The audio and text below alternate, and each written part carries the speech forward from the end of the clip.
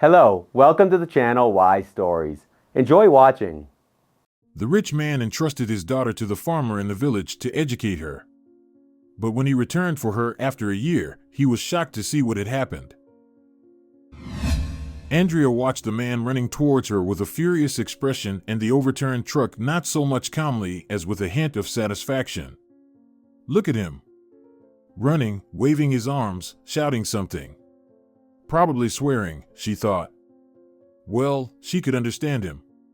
She would curse too if, dodging a jeep hurtling straight at her, she somersaulted a couple of times along with the truck. Well, run, run. And what can you do to me? You big country bumpkin. Feeling the adrenaline dissipate after those terrifying moments when she realized she couldn't steer away in time and a collision was inevitable, Andrea chuckled and dialed a number. Her father would sort everything out, as usual. Slip the guy some bucks, and he'd settle down. How much damage was there, anyway? Not much. And if he caused trouble, Dad's security boys would scare him so much he'd wet his pants. Either way, Dad would handle it, no problem. Hello, came her father's voice. Just to be safe, Andrea locked the windows and doors. Feeling secure, she whined in a capricious tone, Daddy, I'm in trouble. How much this time, replied her loving father in an annoyed tone. He knew his daughter well. Oh, nothing serious. Just had a little run-in with some guy on the road. His wagon flipped. Seems there were some animals involved. Sheep, maybe goats. They're dead anyway. Andrea pouted. Daddy, hurry. He's already at the car, and I'm scared. Send someone to sort it out. I'll send you the location. While the man raged outside her tinted windows, she made sure the car was securely locked from the inside, turned on some music, and inspected herself in the mirror. Her pretty face seemed unharmed. That would have been inconvenient, a lot had been invested in it. But her elbow hurt, she did hit it when she jerked the wheel. And where did that goat of a man come from on the road? Driving that thing beyond the village and getting out is just shameful. He should have stayed in his dung heap, but no, he decided to transport his stinking sheep somewhere. So, it wasn't her fault. She was just driving fast, had a little drink. So what? There were never any cops on this road anyway. And if there were, who in their right mind would mess with her? Still, she felt uneasy. It was creepy to sit here and watch the man try to break into her car. Relief only came when, after about 40 minutes, Andrea saw a familiar car in the rearview mirror. Her father's guards commanded respect and even fear. They would sort this out. The car stopped, both guards got out. Then came the man she least expected to see here, though she had called specifically for him. Wait, did my father come himself? Doesn't he have anything better to do at home? Just in case, Andrea hesitated, not opening the door. Something strange was happening outside. Nobody was going to beat the man up. On the contrary, the security detail stood aside, and her father was peacefully talking to the country bumpkin. When they hugged and shook hands, Andrea's eyes almost popped out of their sockets. What on earth is happening there? Finally, her father approached and tapped the window with his fingertips. Open up. Andrea heard.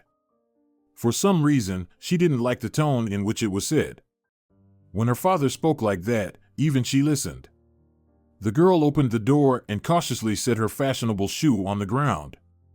She always drove in couture shoes, always in heels, considering it her personal style. Stepping out of the car, Andrea looked around. Her father looked grim and displeased. Standing next to him was the man who turned out to be younger than she had thought. The beard had thrown her off. Now she realized they were almost the same age. Maybe he was slightly older. In any case, he looked terrible in those rags, and she wasn't interested in him. Just in case, Andrea moved closer to her father and stood behind him. The guards kept their distance and did not interfere. Dad, I'm not guilty. Andrea decided that the best defense was a good offense. And it's all his fault. He could have cleared the road faster. Shut up, Her father cut her off so sharply that she closed her mouth and indignantly fluttered her long, mascaraed lashes. Today wasn't going according to plan, and it was stressing her out. She had never seen her forgiving father this angry. "Andrea, you've crossed all boundaries," her father scolded her. "I've tolerated your antics for too long. You don't understand simple words. You're becoming a danger to others and yourself. Antonio said you were speeding." "Yeah, right." For his car, any normal speed would seem like speeding. Andrea yelled, gearing up for her second option, a tantrum. "Who do you believe?" "I believe my own eyes and the son of my army buddy," her father said, enunciating each word clearly. "What?" Andrea was thrown off and glanced at the man in work clothes. He gave her a stern look tinged with disdain. "Dad, I don't understand." "Yes, maybe I went a little over the speed limit. Can you imagine how scared I was?" Trying to elicit sympathy didn't work either, although Andrea tried to squeeze out a tear from her eyes. Just a little, or her mascara would run. Her father's eyes remained cold, and Andrea shivered. "Andrea, I've tolerated your behavior for too long," her father said slowly. "Perhaps too long. You've turned into a monstrous egoist, and that's my mistake. And mistakes need to be corrected." He turned to the surly farmer. "Antonio, how much do you estimate the damage caused to you?" Andrea inwardly sighed with relief. Since money was now being discussed, everything would proceed as usual. The farmer would take the money, they would leave home, and forget about this misunderstanding. She just needed to endure, wait it out until Daddy stopped fussing. "About 300,000, came the muffled reply from the man her father oddly referred to by name. "Those were my best sheep, intended for sale." "Consider them sold," her father said, looking not at the farmer, but directly at Andrea. "My daughter will work it off." "What?" Andrea thought she must have misheard. "Dad, are you joking?" "Does it look like I'm joking?" her father inquired. His expression was such that no one could suspect him of being in a jocular mood. "And how exactly am I supposed to work it off?" Andrea straightened up, glaring angrily at her father. "With my body? Is that your proposal, father?" The farmer grimaced, and her father's bodyguards behind him smiled. Apparently, they found such payment agreeable. "Yes, who needs you?" the farmer muttered, spitting on the ground. It was insulting. No one dared to behave like this towards Andrea. "Daughter, you finally disappointed me," her father grimaced. "If this is how you're used to solving problems, then I wash my hands of it. Antonio," he addressed the farmer again, "I've decided. My daughter will stay on your farm as a laborer until she works off the entire amount." "Her? A laborer? She can't do anything." "A white-collar worker, obviously." It seemed the farmer, like Andrea, hoped that the oligarch was joking. "Then teach her," her father stated firmly. "But remember, if you so much as lay a finger on her, you'll answer to me." "Lay a finger on her? Not in a million years." Antonio gave Andrea a disgusted look. "Bernardo, get her out of here. I've lost my sheep and now I have to fix my van. What more punishment do I need?" "You, shut up." Andrea couldn't help herself and tugged at her father's shirt sleeve. "Dad, come on, let's end this circus, shall we?" "Yes, I'm guilty, I'll make amends." "Just give him the money and let's go home." "Make amends?" Her father's eyes were unkind. "Fine, make amends. Claudio, get in the car, drive the Jeep into the garage." One of the guards, pushing Andrea aside, got into the driver's seat of her car. Her heart pounded in her chest. The situation was swiftly slipping out of her control. Her father seemed serious. Antonio seemed to have decided the same, as he began to protest vehemently. However, his protests were cut off with a wave of her father's hand.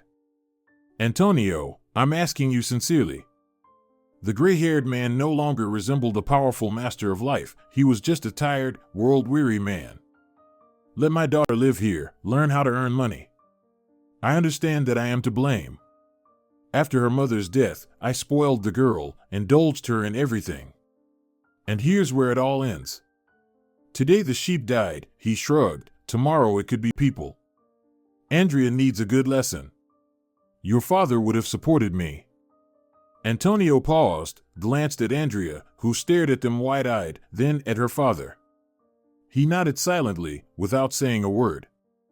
All right, out of respect for you, Uncle Bernardo, he said. But if she causes trouble here, what then?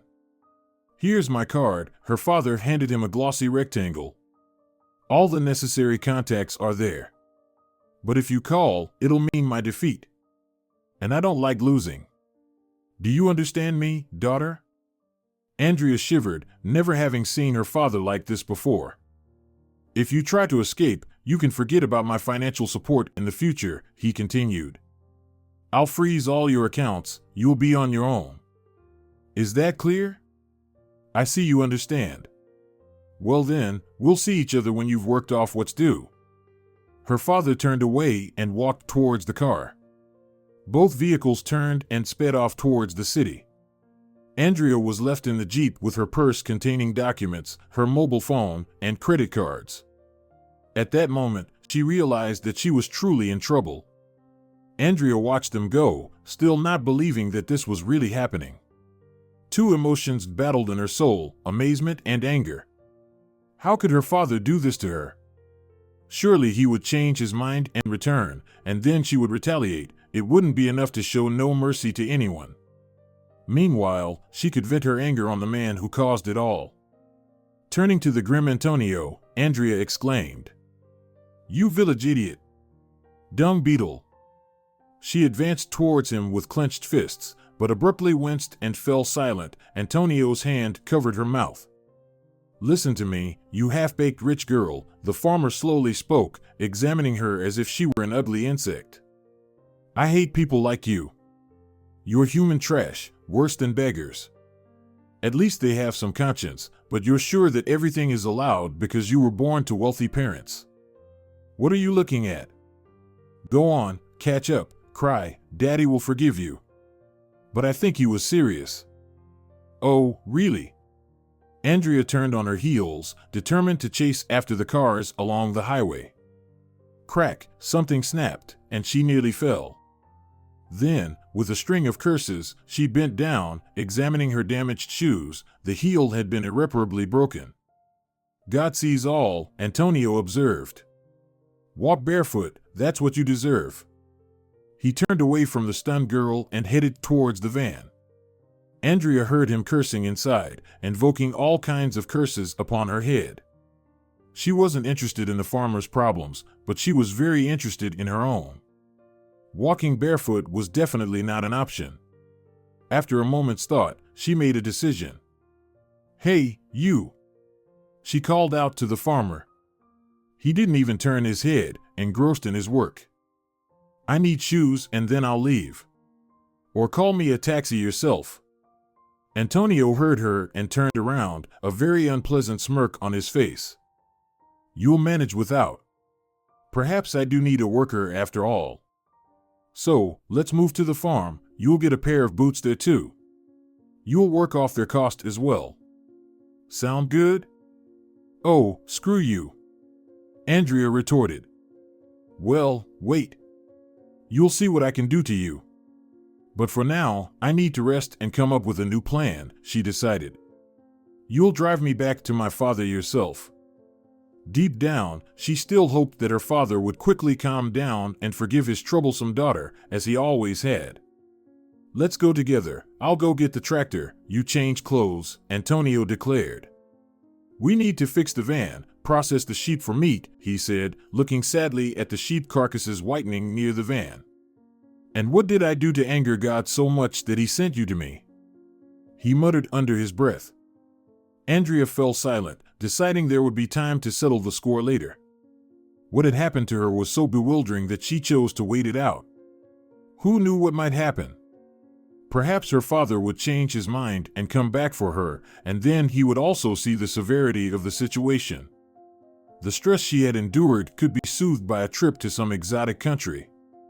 And afterward, she could remind everyone how much she had suffered. This guy, apparently the son of his friend? That meant he would refrain from pushing too hard out of respect for their military friendship. Her father definitely had a thing about that. It was long overdue to forget that he had almost died somewhere where a normal person wouldn't dare to go. And he takes pride in that. Complete absurdity. Andrea coughed, reminding herself that she was walking in shoes with a broken heel and wasn't keeping up. However, the farmer either didn't hear her or pretended not to. "Hey you!" Andrea called out. "I can't keep up." The man didn't even slow down.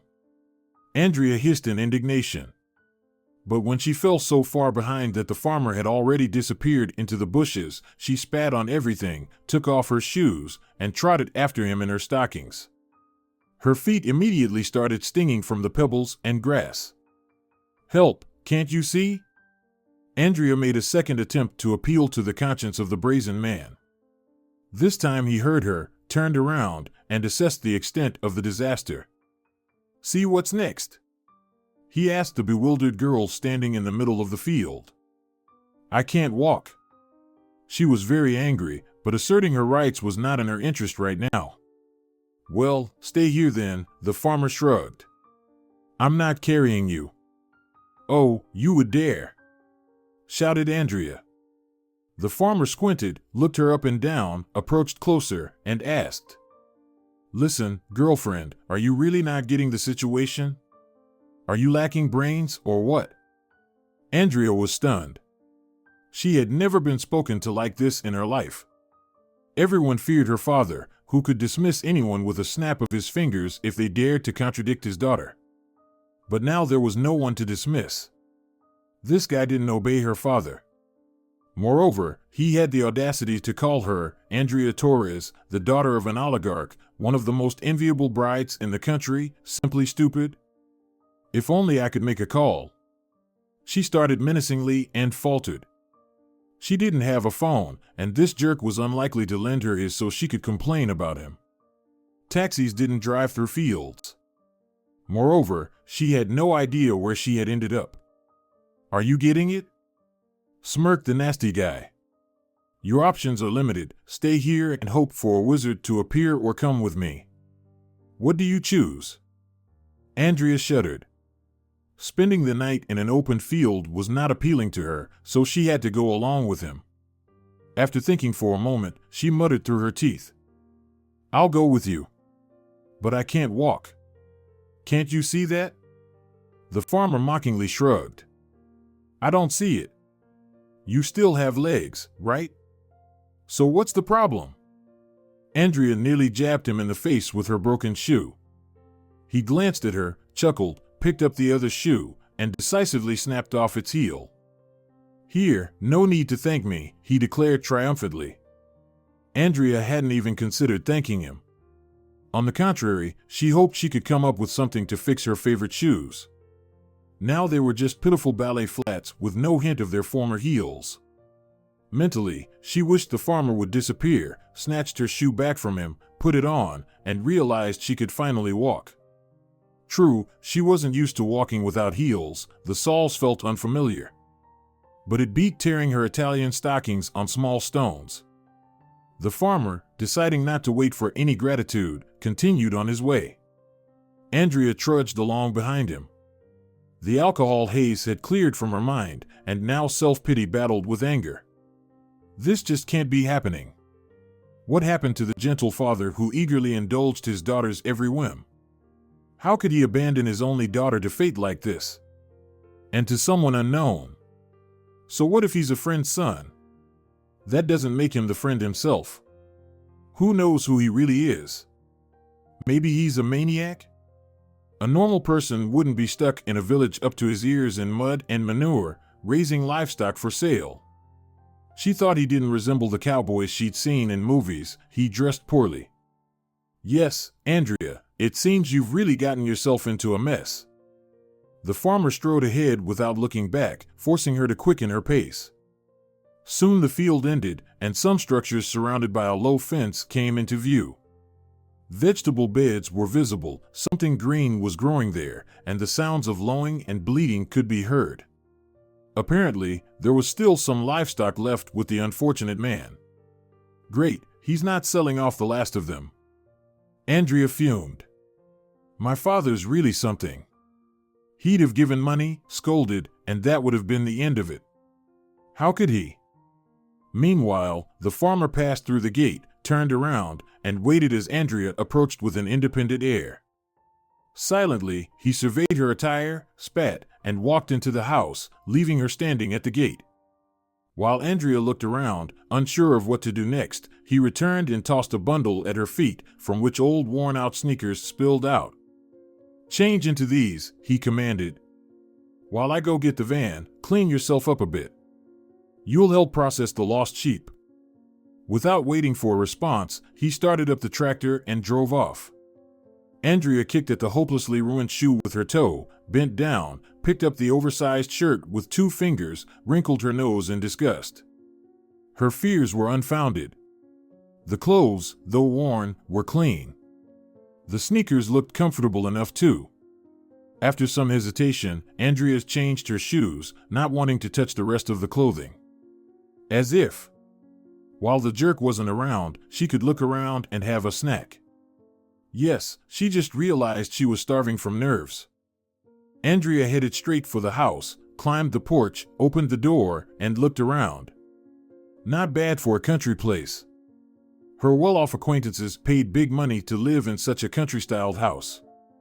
All wooden furniture, and the appliances all looked new everywhere. Raising sheep seemed like a profitable business. Andrea pulled open the fridge door, inspected the provisions with a keen eye, and put together a couple of ham sandwiches, adding tomatoes, greens, and cheese. She poured herself some milk and searched for alcohol, wouldn't hurt to take the edge off. However, there was nothing stronger than milk in the fridge. She sighed ruefully and started on her meal. When she finished her snack, Andrea decided she was tired and collapsed onto the bed in her sneakers. Apparently, she dozed off because the farmer had returned. So, that's how it is, huh? He asked, studying the girl sprawled on his bed and the remnants of her feast on the table. Didn't think to ask for permission? You'll manage. Andrea yawned directly in his face and stretched. In the next moment, as if some force had pulled her off the bed and pressed her against the wall. The farmer's face was very close to hers, and Andrea shivered.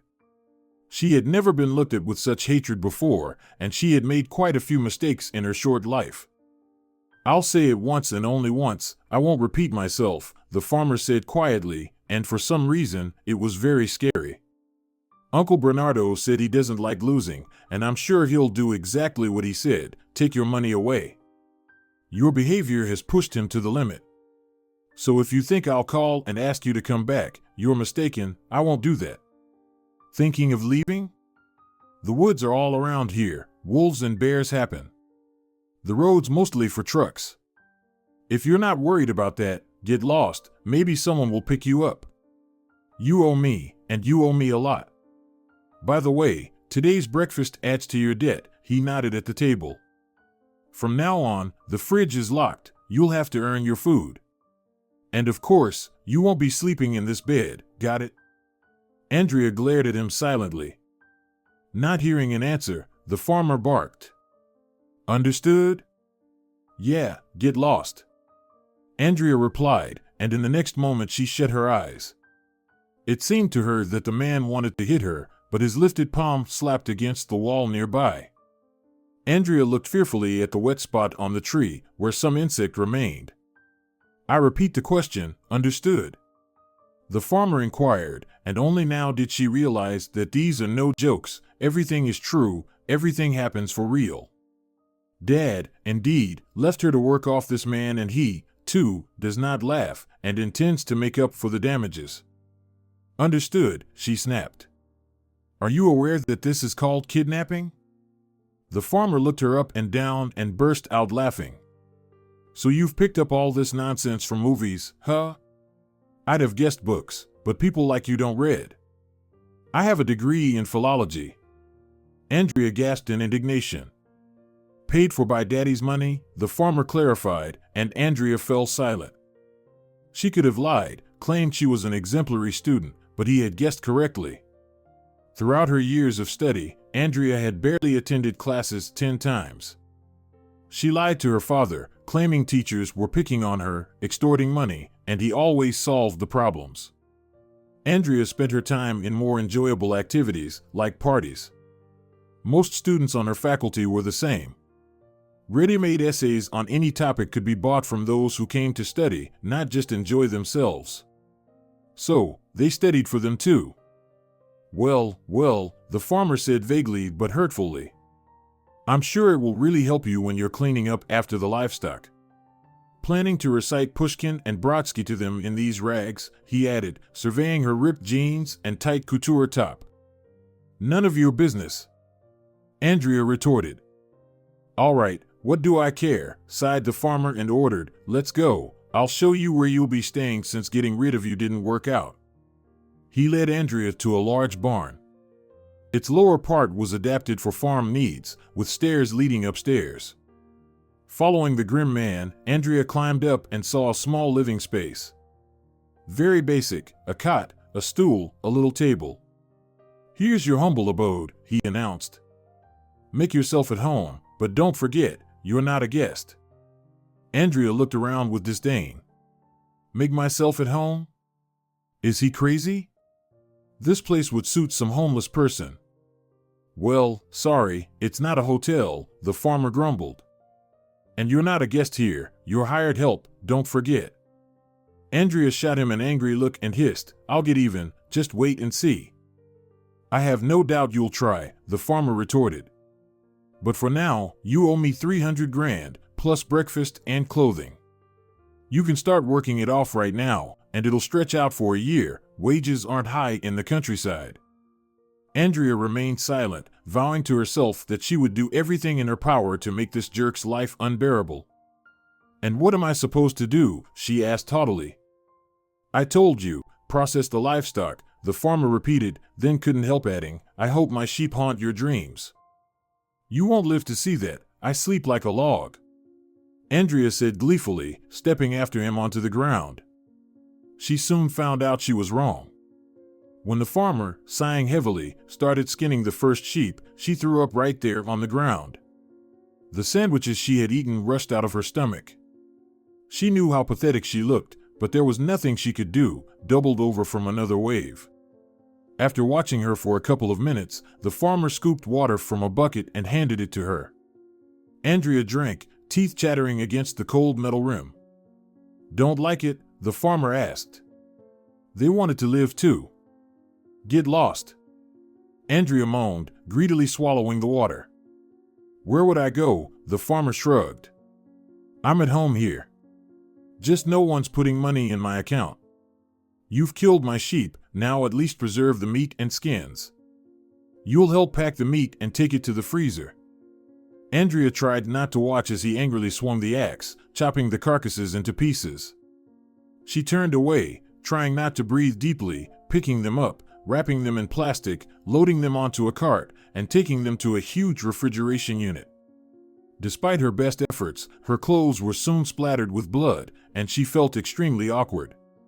When the last carcass was processed, the farmer wiped sweat from his brow and squatted down. Andrea's back ached from the unfamiliar labor, and she was glad for the break. Then, in the ensuing silence, a sound like a small child crying echoed from the pen. Andrea jumped, looking around, and immediately realized the noise was coming from the sheep enclosure. Why are you shaking your head? The farmer asked in a low voice. Those are the lambs crying. Think sheep are stupid, insensitive creatures? They sense death, those were their mothers. I couldn't care less, Andrea declared, glaring at him. Well, if you don't care, you don't care, the farmer turned away and spat on the grass. Go wash up, you look like some kind of maniac. Andrea strode over to where she had left her clothes. She spotted a tub filled with warm rainwater, ostentatiously stripped down to her underwear, and fervently began pouring water over herself from a bucket. She felt as though sheep's blood had seeped into her skin and hair, believing she could never wash it off. Wiping herself with what had become a ragged blouse, she pulled on her pants and shirt. Glancing at the farmer, who still hadn't looked her way, sitting on the ground as before. Uncertain of what to do next, she glanced around and saw a car approaching the farm. Dad changed his mind and sent people for me, was her first thought. However, as the car drew closer, she realized her mistake. 3 men of Eastern appearance got out, very smiling and very dangerous. Andrea, for some reason, decided that. "Antonio, where are you? Why aren't you greeting the guests?" called the tallest man. Judging by how tense the farmer became, Andrea concluded that these arrivals were far from friendly. "I was busy," the farmer replied shortly, gesturing to Andrea to leave. The girl defiantly stayed put. "My sheep died, had to put them down for meat," the farmer explained. "Unpleasant, I agree," nodded the tall man with feigned sympathy. "We were just passing by, decided to drop in and find out when you'll pay off the debt." "I don't owe you anything," the farmer gritted through his teeth, gripping an axe in his hand. The bandits drew their weapons and stood tensely, ready to act. "You don't owe, your father did, rest in peace," nodded the tall man. "According to our laws, the son is responsible for the father. My father settled with you long ago, and you know it." Antonio showed no fear, every muscle in his body tensed. "Interest has been accumulating. He didn't manage to pay, he died," the tall man feigned sympathy. "And the interest keeps growing. You need to settle, Antonio." "Not good. You inherited the estate after your father, but who gave him the money to set everything up here?" "I did." "Pay up, Antonio." "If I pay once, you'll demand more the next time," the farmer retorted. The uninvited guests exchanged glances and laughed throatily. "Got it, Antonio," the leader spread his hands. "Sorry, it's just business. There are shepherds, and there are sheep. I'm a shepherd, Antonio, and you're the sheep. You're the sheep yourself." Andrea unexpectedly spoke up, against her own will. It was just unpleasant to see this thug acting like a racketeer. A single word from her father, and he would tuck his tail and go back to his village. The dark-haired man noticed the girl, examined her assessingly, as if she were indeed a sheep or a cow put up for sale. "Antonio, why don't you teach your woman some manners?" he asked with deceptive softness. "She's not my woman, she works for me," the farmer casually replied. "She's foolish, pay her no mind." "Yes, I noticed she's foolish," nodded the tall man. "Well, here's my offer, give me the girl, and I'll cancel your debt." Andrea flinched, the guest wasn't joking. And what if the farmer decided it was a good deal? "I don't trade people," the farmer replied, gesturing with his eyes for Andrea to hide in the barn. She straightened up defiantly in response, "No way."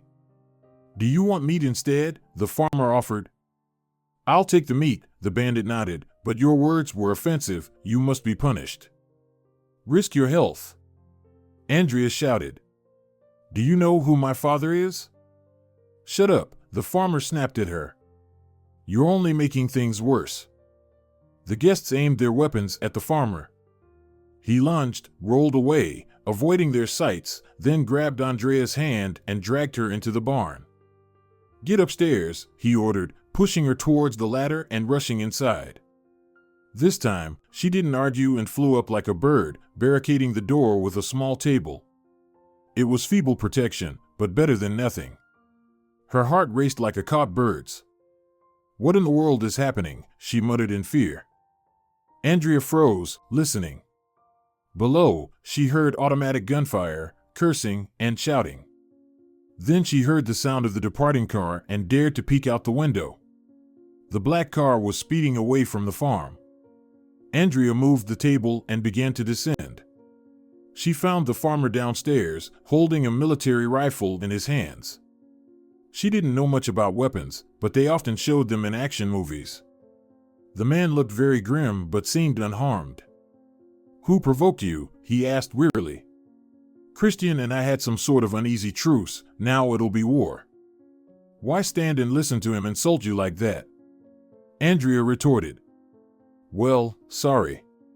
I thought you had some pride. The farmer looked at her in a way that made her shiver. I'll call your father, let him take you away from here. It won't be safe soon. He waved his hand and headed towards the house. Perfect. Andrea thought triumphantly. So, I did everything right. Got what I wanted and put that arrogant guy in his place. Well done, Andrea. Dad won't dare criticize me when his daughter is in danger. They'll be coming for you soon, the farmer informed, squinting into the distance. Tell me, do you have a talent for bringing trouble from childhood, or is it just now that your gift has landed on my head? Andrea pursed her lips and turned away. Say whatever you want. I won't listen for long, she thought. Meanwhile, the detested farmer continued making calls to someone. She was completely uninterested, so she demonstratively climbed upstairs to the room above the barn and settled somewhat comfortably on the cot. She felt uneasy for some reason. Deep down, she understood that not only had she caused harm to this rustic guy, but she had also brought serious trouble upon his head. But should I have stayed silent while those mountain folk acted like kings around here, she argued with herself. I put him in his place and did the right thing. Let him lead in his own village. An hour passed. She grew bored and decided to peek outside. Perhaps they had already arrived for her? During her absence, the scene had indeed changed. It seemed like the farmer was preparing for war. He had gathered all sorts of junk, constructing something resembling a fortified position. Andrea had never seen such things, but the word pillbox popped into her mind. Perhaps it was because behind the barricade stood a real machine gun. Furthermore, he had locked up all the livestock in the barn, secured with bolts and piled with crates and hay. The farmer didn't even glance at Andrea, continuing to watch the field with the same expectant gaze. Soon, dust clouds appeared in the field, and he visibly tensed. Hold your fire. It must be for me, Andrea exclaimed nervously. A vehicle stopped at the gate. Indeed, it was Diego, the father's guard. He surveyed the preparations, clicked his tongue, and shouted, Hey, don't shoot, they're ours. Andrea, get in the car. Andrea triumphantly looked at the glum farmer, restraining herself from sticking out her tongue. She settled comfortably in the back seat, stretched out her legs in worn-out sneakers, and closed her eyes in satisfaction. The adventure was over, and now everything would go back to normal. Dad would grumble and calm down. He couldn't stay mad at his only daughter. As for that farmer, well, he got what he deserved, making her hold bloody pieces of meat in her hands. Andrea shuddered with disgust. At that moment, she caught the guard's gaze in the mirror.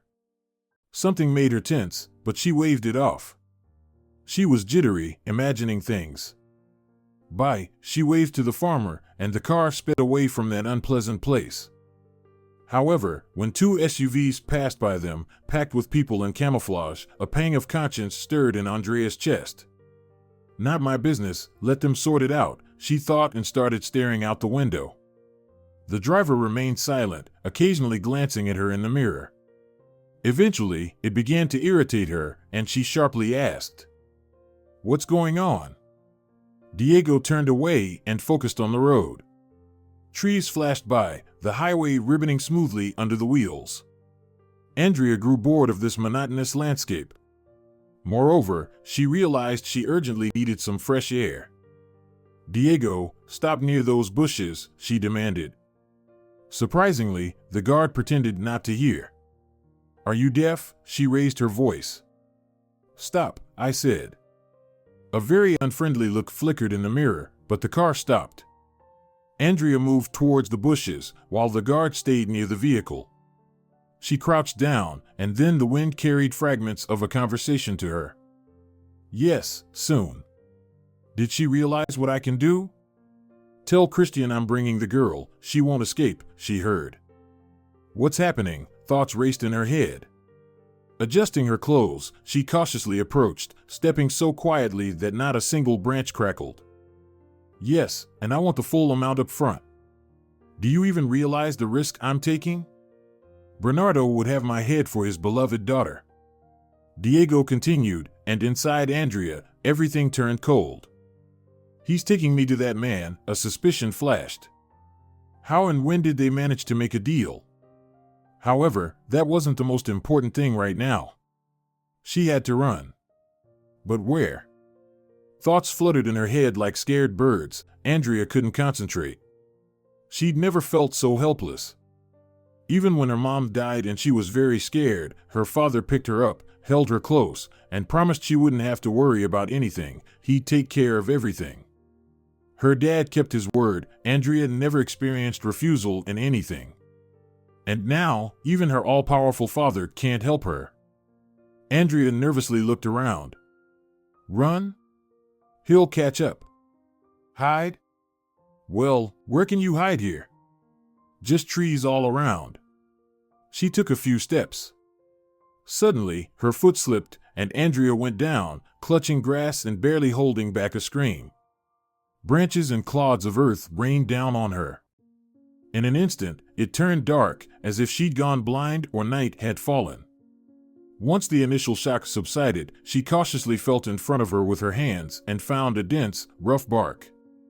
It seemed she was lucky. The thick branch prevented a collapse of earth burying her alive, and leaves and grass concealed her from prying eyes. When the first fear passed, she noticed that in some places, light was filtering through the canopy. Just don't scream, Andrea urged herself. I'm alive, just fell into some pit. She needed to stay hidden and wait it out, then find a way back to the farm. Antonio, of course, was quite a character, but he wouldn't betray her. Up there, something rustled, and she froze, ready to claw at the traitor with her nails and fight like a wild cat if he tried to pull her out and take her to that black man. Her heart pounded so loudly she began to fear her pursuer could hear it. Minutes passed, but to her it felt like hours. All was quiet, and she started to feel cold. Andrea considered crawling back up when she heard Diego's voice directly above her. The girl's nowhere. Escaped, damn it. Where was I looking? She just slipped into the bushes for a moment. Who knew? She couldn't have gone far. Get the people, comb the woods, we'll catch her. Nowhere for her to hide. Not my fault. How no people? Heading back to the farm to sort this out? Well, then on the way back. Why are they taking so long with one guy? I get it, not my business. Waiting. Silence fell. Andrea realized her situation was dire. It was foolish to hope that this snake would just leave. He mentioned sorting things out, meaning there was practically a war going on at the farm right now. A sharp pang stabbed at her heart. Andrea stubbornly clenched her lips. Yes, it seemed Antonio was suffering again because of her. This time, much worse. Well, it's his own fault. Should have taken the money and gone our separate ways. However, memories kept flooding back one after another. How the farmer protected her, risking himself. How he called her father, knowing the all-powerful oligarch would not be pleased. A newfound feeling of shame and regret made her heart ache. If only she could turn back time. She wouldn't have even touched the steering wheel. At the same time, worry engulfed her. Does it mean they're killing Antonio right now on the farm? This thought gave her strength. Do you think she'll sit here in this pit and wait to be dragged out and taken to some Christian? Not a chance. She's Torres. Andrea had no idea what she would do. It seemed those above had decided for her, as she heard a shout, cursing, and then Diego fell right on top of her. He had indeed found the fugitive, but he didn't seem particularly pleased about it. Now he lay at the bottom of the pit, impaled by sharp stakes from his shoulder and leg. With more light filtering in, she could make out several more similarly sharpened stakes around him and shivered. It appeared the pit was a trap for large game. She was lucky.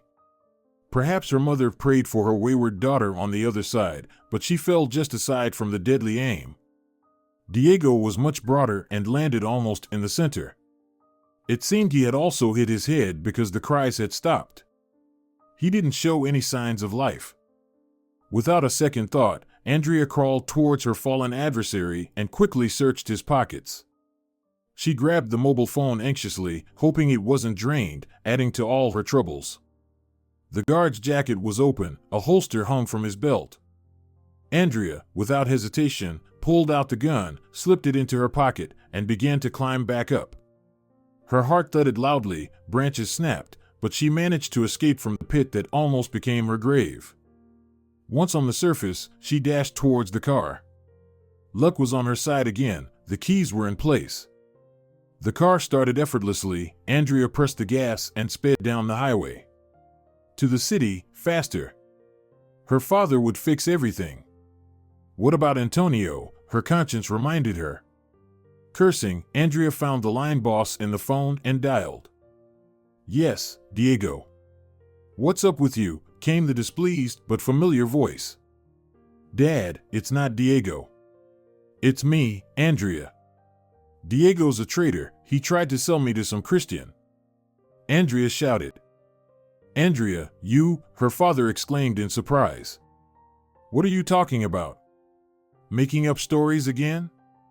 Where are you now? Dad, I'm not making this up.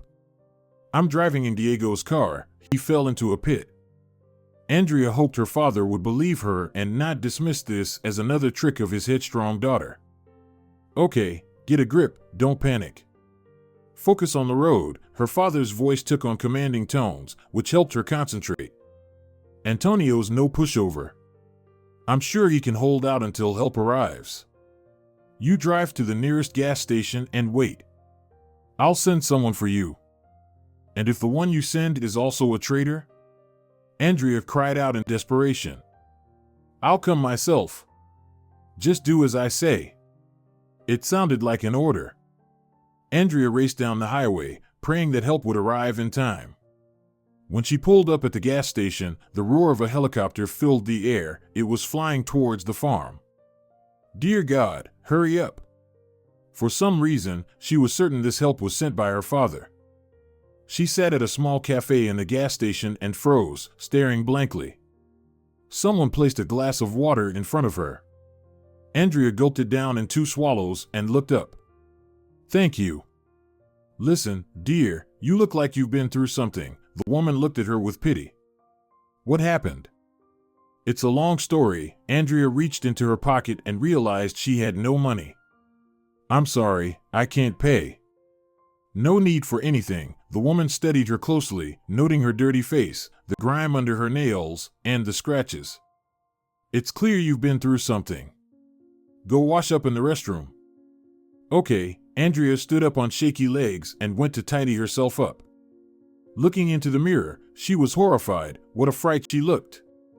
Scooping up handfuls of water, she splashed it on her face, rubbing it vigorously. It eased the tension a bit. Where is she? Where's the girl who came in that car? She suddenly heard. Her legs turned to jelly.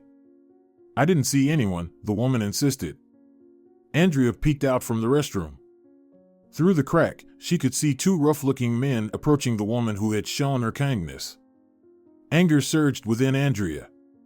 Did she crawl out of that pit just to fall into the hands of these thugs? Would she surrender herself to them too? Absolutely not. No one else would suffer because of her.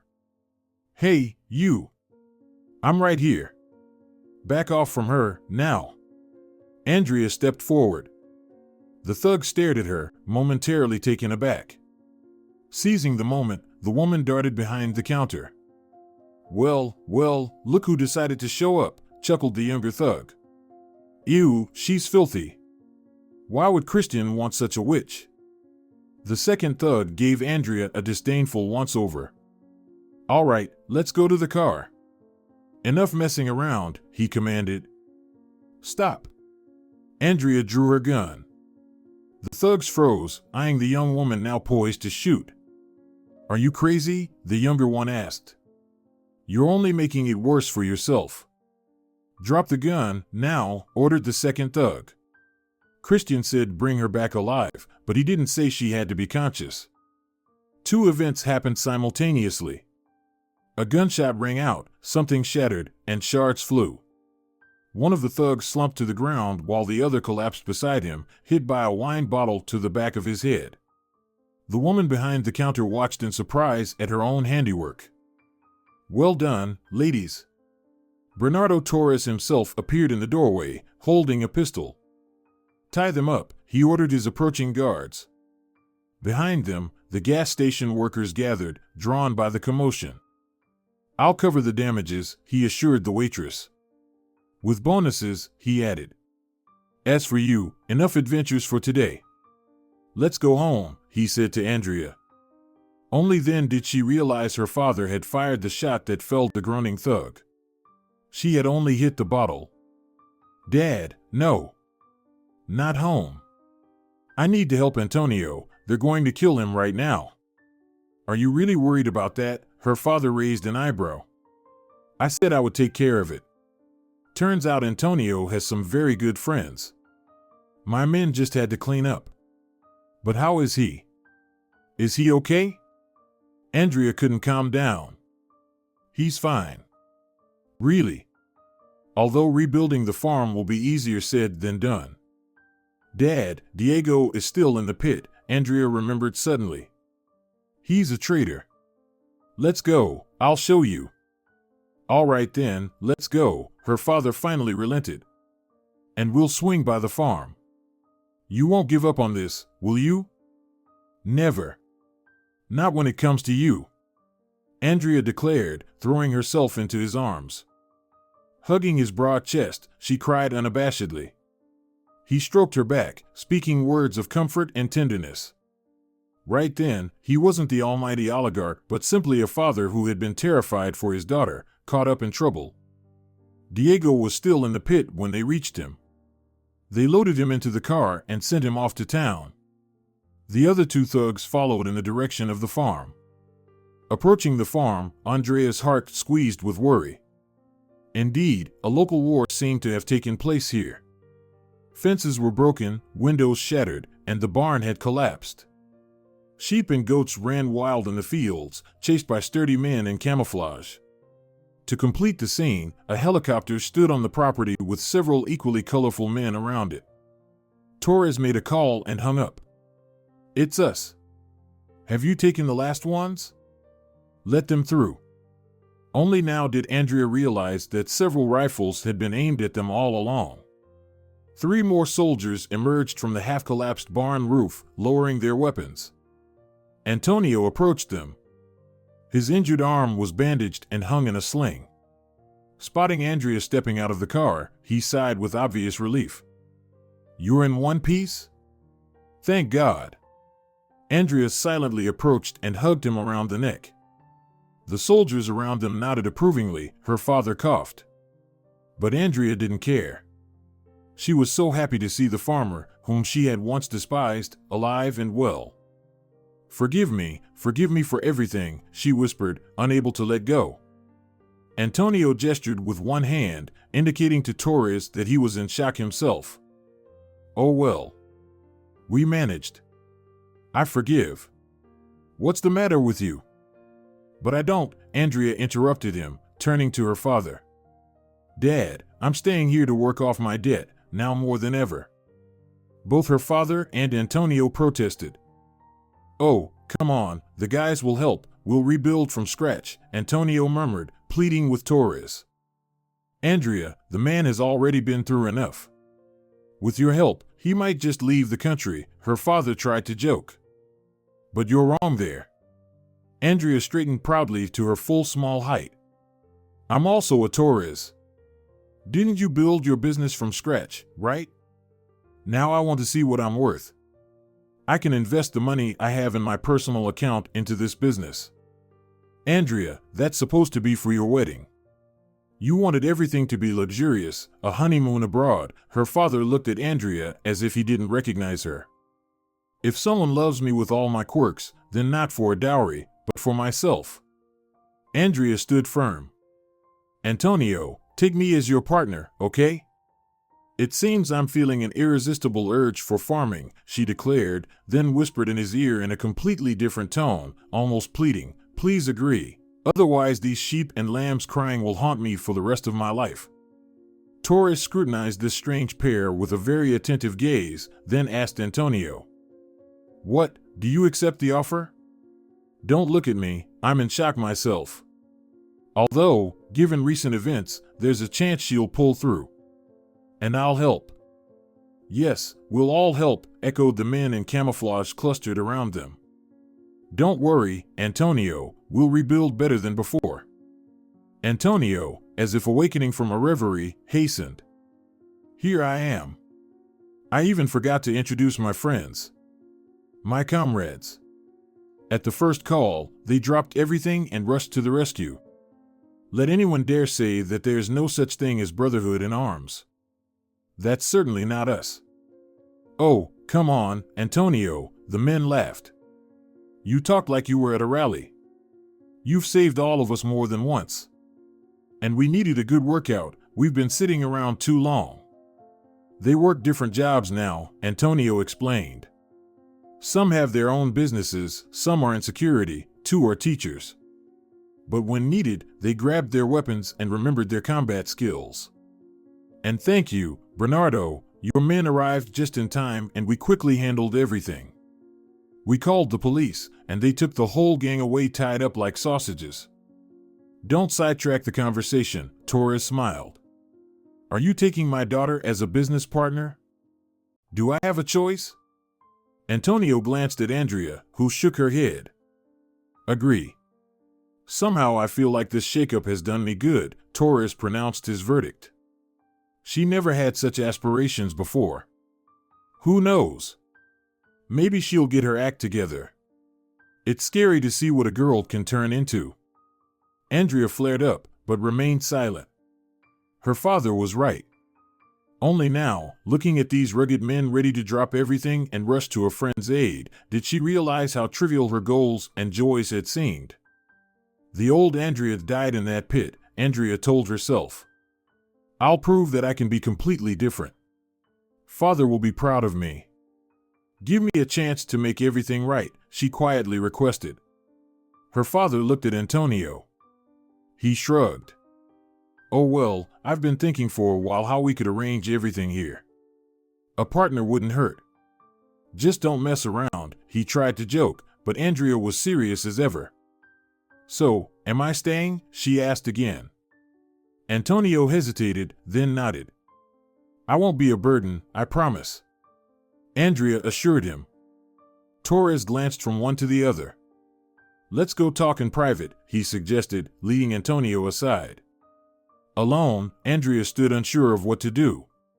One of Antonio's friends approached her, the one in camouflage. Excuse me, but I'm really curious, he began, extending his hand. I'm Eduardo, Antonio and I serve together. Andrea, she replied. Her hand practically disappeared in the man's massive paw. And who will you be to Antonio, if I may ask?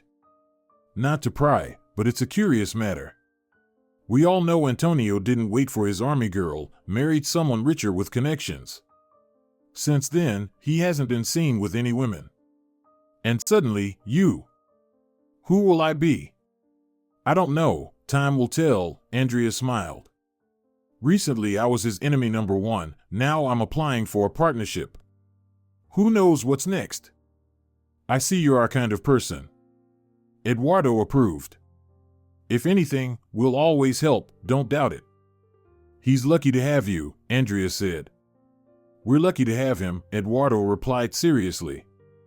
He was our squad leader, always had our backs. Many of the guys owe him a lot. All right, since we've settled everything here, it's time for us to get going. He walked away. Andrea looked towards where her father and Antonio were talking. She had never been interested before in how her father had lived in his youth, who his friends were. But she had seen a photograph of 2 men in military uniform embracing since childhood. Fate had its ways, fathers were friends, their children almost became enemies through Andrea's foolishness.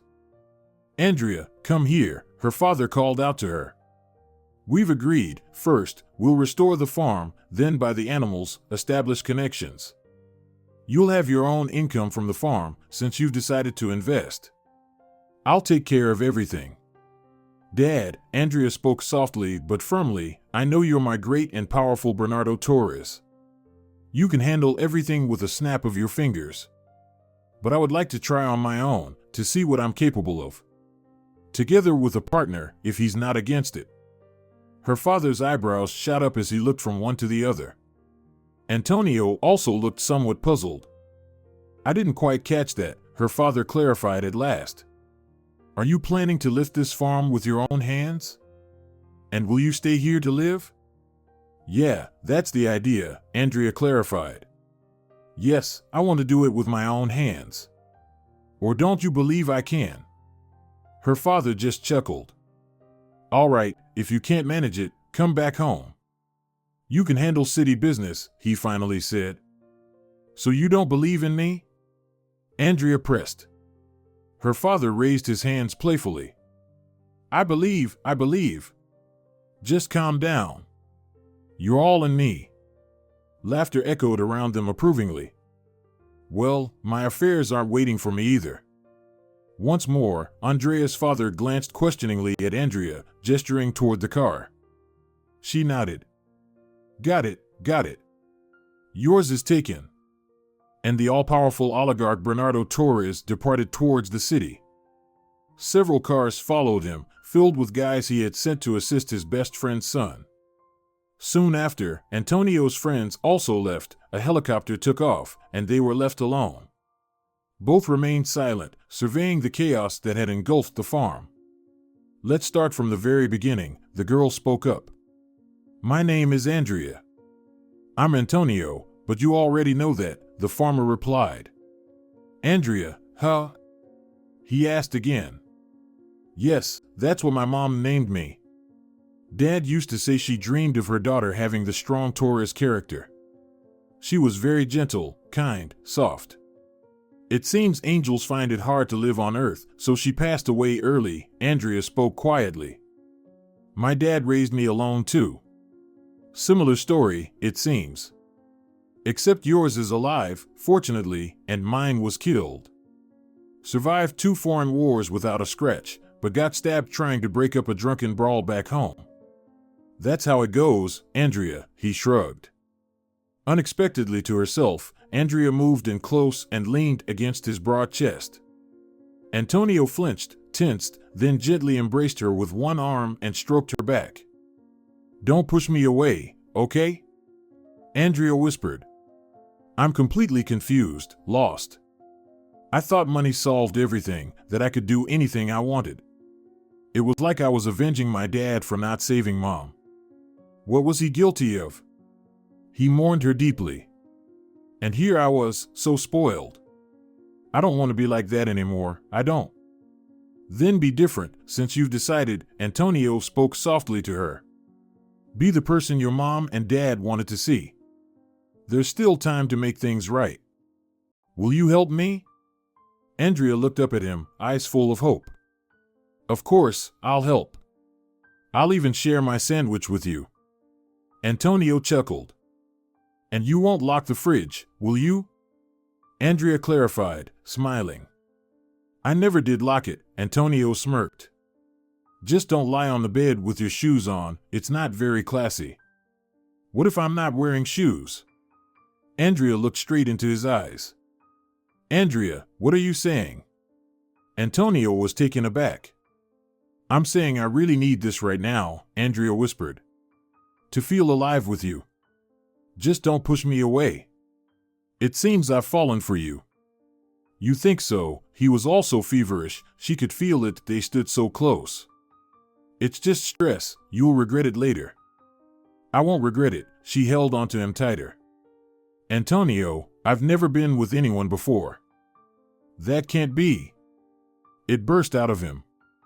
I'm sorry, he added flatly, realizing his words sounded hurtful. It can. Yes, there were parties, friends, acquaintances. Plenty of opportunities, but I couldn't connect with anyone. I knew they didn't love me, just my father's money and power. Andrea tiptoed and kissed him on the lips. The kiss was long, they couldn't part from each other for a long time. And then Antonio lifted the girl in his arms and carried her into the house, to that same bed. There was no room left for fears, resentments, or pain. There was only something big, pure, and ecstatic shared between them. Later, as they lay side by side, coming to their senses from what must always be between a loving man and woman, Antonio said, "Listen, partner, how do you feel about making our business a family affair?" Andrea froze. The meaning of what she had just heard gradually sank in. "Antonio, was that a proposal?" she asked again. He chuckled. "What else could it be? You got it right. Do you think I'd give you up to someone else now? Not a chance, you're my woman. It seems like Dad handed me over to you for work, not for personal use," Andrea replied. Her heart was beating joyfully, but a hint of mischief surfaced. Or maybe she had just learned to defend herself from the world. It turned out to be for personal use. Antonio didn't take her joke. "So, do you agree?" "Antonio, I agree." "Just say it again, please," Andrea asked, sitting up to look into his eyes. "Oh, you girls," Antonio grumbled. He got up in one swift motion, walked to the cabinet, rummaged in a drawer. Andrea waited, trying to calm her heart. Antonio returned and knelt down, holding something in his palm. "Andrea, will you marry me?" he said very seriously. In his palm lay a ring, simple and very elegant. Andrea examined it as if she had never seen jewelry before. "This was Mom's," Antonio clarified. "Keep it as a keepsake." "So, will you marry me?" "Did you expect to get away with just that from me?" Andrea laughed. "Of course, I will." Antonio carefully slipped the ring onto her finger, and it fit perfectly. "I thought so," he declared, returning to bed, "from the moment I saw you. I won't believe it for anything." Andrea laughed. "What if it's true?" And Antonio began showering her with kisses, leaving her no desire to argue. A month later, they were married. Antonio's friends and Andrea's family gathered for the wedding. She didn't invite any friends of her own. Did she even have any friends up to that point? That's the question. And though her dress wasn't from a fancy designer, and instead of a honeymoon they continued rebuilding the farm, few could imagine a happier couple. "Well, Andrea, you've convinced me you're a true Taurus," said her father, raising a toast to the newlyweds. "You're mistaken, Dad, I'm a Heiress now," laughed the happy bride. "But trust me, it's just as good." "Congratulations," shouted her father, and through his shining eyes, it was clear he was proud of his daughter with all his heart, who had managed to surprise even him, the mighty oligarch Bernardo Torres. The newlyweds kissed and were happy, and up in the heavens, those who loved them more than life itself watched over them, always wishing them well. They smiled, rejoicing for the children who had found the truest happiness. Something that money could never buy. If you're enjoying it as well, leave a like and subscribe to the channel.